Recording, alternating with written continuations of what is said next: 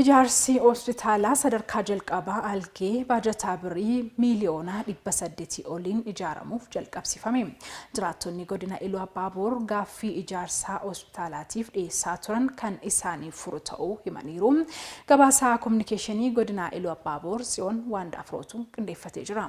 Godina Iluu Abbaaboor aanaa algeessaatti ijaarsi hospitaala sadarkaa jalqabaa algee baajata mootummaa naannoo Oromiyaa birrii miiliyoona 800 fi miiliyoona 87 ol ramadameen ijaarsi eegalame.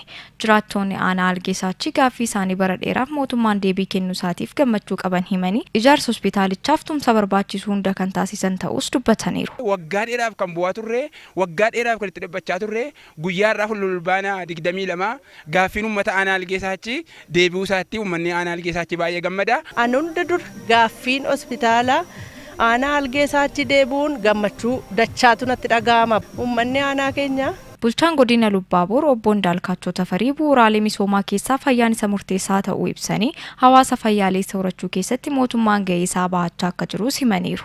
Mootummaan rakkoo seektara fayyaa keessa jiru furuudhaaf waan gurguddaa sadii irratti xiyyeeffatee hojjetaa jira.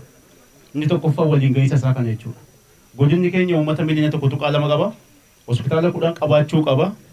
Haa ta'utii garuu yeroo tokkotti guutuu waan hin dandeenyeef isaarraa kana wajjin hospitaala sadaffaa gahaa jirra.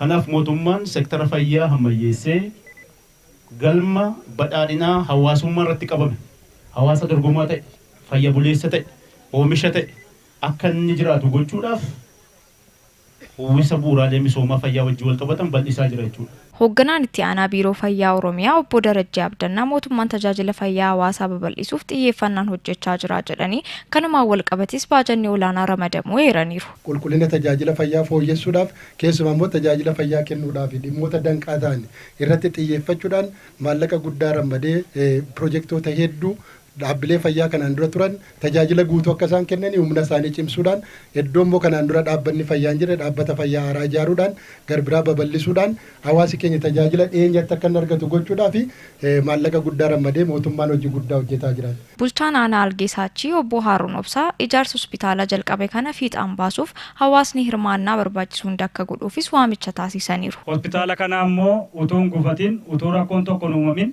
deeggarsa gochuu qabu hundaan bira dhaabbannee yaadaan humnaan waan hundaan bira dhaabbannee ijaarsi hospitaala kanaa yeroo kennameef daangeffame keessatti yeroo gabaabaa keessatti akka xumuramuu fi tumsa nurraa barbaachisu hundumaa kallattii hundaan akka boqomnu waamicha koo dabarsuun barbaada. Ijaarsi hospitaalichaa bara kana eegalee waggaa 2 fi ji'oota 7tti xumuramee tajaajila akka eegaluuf xiyyeeffannoon olaanaa akka kennamuufis himameera.